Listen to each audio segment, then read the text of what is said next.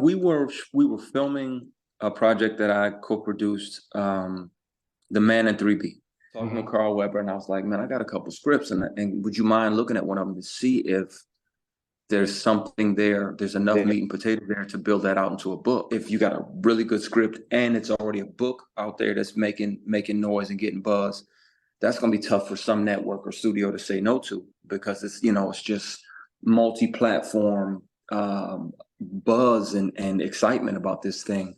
And he read it, came back and said, yeah. He's like, you can do it. I know it's intimidating, but you can do it. Let's do it.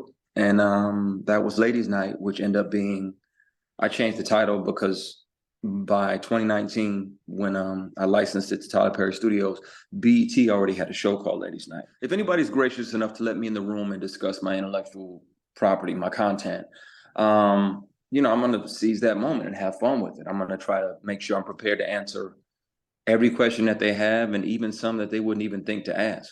And that's how it went, and they went good. And like, even some of when I pitched to BET, they were like, "Wow, you wrote the book and the script." Like, you're not just an actor. And I respect that and appreciated it. But I think it ended up where it was supposed to be. But it got optioned once by a major studio, and they had it for 18 months, and they never moved on it. I rewrote it like 4 or 5 times while it was there.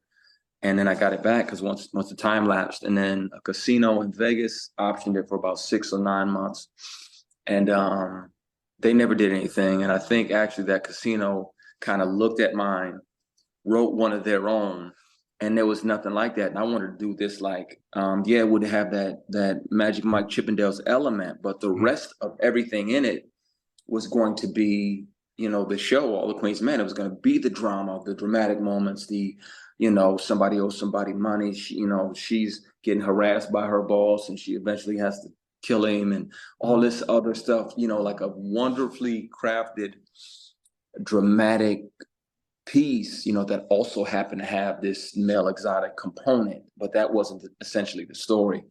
And it still can happen. Like once the show is over in 3 or 4 seasons, I can take it to Vegas because I get it back. Yeah. So once we're done, I think 3 years after we're done, I get it back. But once it's done, I can relaunch new books. I can spin off and do movies for certain characters that I want to do in that world, and take it whatever direction I want to. And I love that part, that the ownership of it. Contractually, I get to have a say in where the show goes, and get to consult on the seasonal arcs and what each character is going to have to do and that kind of thing. My character is going to stay. We're not killing me off my own show. That's what's not going to happen with myself and the cast, and the people that helped me develop it. Elon Johnson, Michelle Sneed, and DeAndre Short. It is a family member, and even though it is my show, it does feel like it's ours, because I brought them a really good show, and they helped make it into a great show. They challenged me on things and said, hey, we should do this here, and that sounds good, but what if we did this? And some of those components actually made the show even better. So it's going to keep growing. I'm excited to see where it goes and all of that.